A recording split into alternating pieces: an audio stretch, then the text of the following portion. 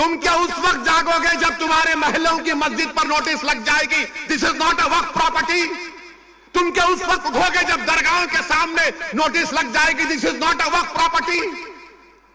तुम क्या उस वक्त उठोगे जब कब्रिस्तान में जाकर कह दिया जाएगा कि तेरे अब्बा की खबर पर तू शबे बारात के दिन आकर फूल नहीं चढ़ाएगा, ये वक्फ प्रॉपर्टी नहीं है? तुम उस वक्त रोगे, तुम उस वक्त जागोगे जब क़यामत का सूर फूंका जाएगा। ये वक्त है उठने का। अपनी क़यादत को बनाओ, अपने नुमाइंदों को कामयाब करो। यकीनन हराओ मोदी को, यकीनन हराओ शिंदे को, बल्कि अगर ताकत है तो उखाड़ कर फेंको इन लोगों को। मगर याद रखो, याद रखो, याद रखो, सियासत में शहादत का कॉन्सेप्ट नहीं है। अल्लाह की राह में शहादत है तो जन्नत है, सियासत में जिंदा रहना है। तुम जिंदा रहोगे तो नेक अमाल करोगे, तुम जिंदा रहोगे तो काम करोगे। अगर एमआईएम पार्टी के 3 एमपी होते, अख्तरुल ईमान और इम्तियाज जलील मेरे साथ होते, मोदी 10 बार सोचते थे ये बिल को लाए ना लाए। मगर आप थाली मार रहे हैं, आप लोग थाली मारते हैं। अगर हमारे 3 एमपी होते, वो कानून या वो बिल नहीं आता जिसके जरिए नरेंद्र मोदी उनकी सरकार वक्फ को खत्म करना चाहते हैं पूरे भारत में। कोई जायदाद वक्फ की नहीं रहेगी, मेरी बात मैं जिम्मेदारी के साथ कह रहा हूं। कोई जायदाद नहीं रहेगी वक्फ की।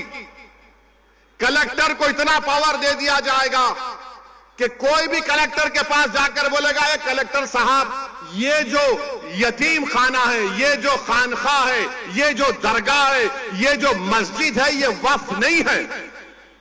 अब मेरे इस बोलने के बाद बहुत से लोग बोलेंगे, ओवैसी तुम क्या कह रहे हो, पागल हो क्या? कोई भी जाकर बोल देगा, अरे ये कानून में लिखा है, इस बिल में लिखा है। क्या लिखा है कि कोई भी रोड चलता आदमी जिसका वक्फ से कोई ताल्लुक नहीं होगा, वो जाकर कलेक्टर को बोलेगा इंक्वायरी ऑर्डर करो। कलेक्टर जैसे इंक्वायरी ऑर्डर करेगा, उसमें कोई टाइम लिमिट नहीं है। जब कलेक्टर इंक्वायरी लिखेगा, इंक्वायरी कंप्लीट होने तक वो प्रॉपर्टी वक्फ की नहीं रहेगी। आप तो चले गई प्रॉपर्टी आपके हाथ से, दरगाह आपके हाथ से निकल गई, खानका आपके हाथ से निकल गई, मस्जिदें आपके हाथ से निकल जाएंगी, कब्रिस्तान आपके हाथ से निकल जाएगा। इस तरह का गंदा बिल इस भारत की पार्लियामेंट में मोदी ने पेश किया। और आपको मालूम, वक्फ बाय यूजर, उसका मतलब यह है कि अगर कोई बरसों से किसी चीज को इस्तेमाल कर रहा है तो वक्फ बाय यूजर है। और यही प्रोविजन हिंदू धर्म में भी है। हिंदू धर्म की लॉ की मशहूर किताब बीके मुखर्जी, उसमें लिखते हैं बाय यूसेज ये मंदिर की बन जाती है। ओडिशा के एंडोमेंट में, आंध्रा, तेलंगाना के, तमिलनाडु के एंडोमेंट में ये वक्फ बाय यूजर का कॉन्सेप्ट है।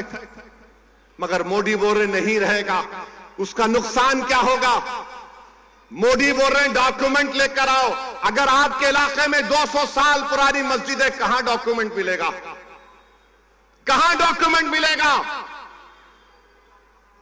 हाजी अली की दरगाह पर दावे पेश करते हैं, वो खैर वो ट्रस्ट में है, मगर वहां पर भी जाके बोलेंगे नहीं नहीं नहीं है। क्या करेंगे आप? मेरे भाई, इस तरह का बिल पेश किया, उस वक्त इतनी तकलीफ हुई कि मेरा रोंगटा पुकार पुकार कर कह रहा था कि क्या हो गया इन लोगों को जो 14.5 करोड़ है, 5 को नहीं जिता सकते। अपनी मस्जिद को बचाने के लिए, दरगाहों को बचाने के लिए, खानखाओं को बचाने के लिए तुम कब तक लड़ोगे बताओ मेरे को? अरे मैं खराब हूं तो खत्म कर दो मुझे, हटा दो मुझे, दुनिया से निकाल दो, मगर तुम तो कायद बनो, तुम इत्तेहाद पैदा करो। कब तक तुम इस डर में रहोगे वो जीतेगा, ये जीतेगा? अरे कोई भी जीते उसको तुम्हारी मस्जिद से क्या मतलब? कोई भी जीते उसको तुम्हारी शनाख्त से क्या मतलब? कोई भी जीते हो तुमको क्या इंसाफ करेगा? इंसाफ तुमको करना पड़ेगा अपने लिए, आने वाली नस्लों के लिए। मगर तुम ये समझ रहे हो नहीं नहीं वो दूसरा ठाकरे है, ये अच्छा है। कौन क्या किए बताओ आपको? जब ये वक्फ का बिल पेश हो रहा था, उद्धव ठाकरे के पूरे एमपीज बाहर खड़े हुए थे, कोई लोग सभा में नहीं था।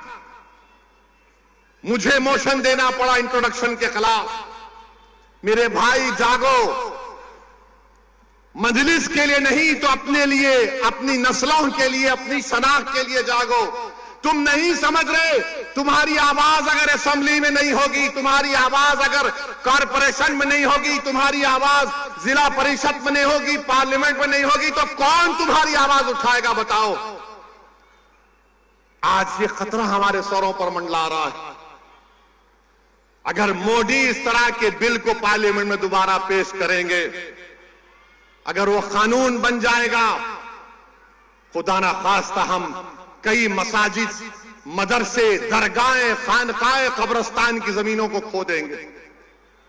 और आपको मालूम, दिल्ली में सच्चर कमेटी ने पेज नंबर 221 में कहा कि दिल्ली में 130 वक्फ की प्रॉपर्टीज पर गवर्नमेंट ऑफ इंडिया ने, यानी मोदी की सरकार ने कब्जा करके बैठा हुआ है। उसकी लागत 2007 में 3000 करोड़ की थी। आज हम 2024 में कम से कम 10,000 करोड़ की प्रॉपर्टीज हैं जो गवर्नमेंट ऑफ इंडिया उस पर एंक्रोच कर रही है, काबिज है। मेरे भाई बताओ, अगर हमारे नुमाइंदे नहीं रहेंगे, हमारी आवाज नहीं उठेगी, तो फिर कौन उठाएगा तुम्हारी आवाज को? मौलाना आजाद को बोलने नहीं देते थे। तुम क्या, कौन सी खेत की मोली हो तुम? मगर सबक तो हासिल करो कि सन 47 के बाद जो मौलाना आजाद से हुआ वो हम पर तो चल रहा है ना, बीत रहा है हम पर मेरे भाई।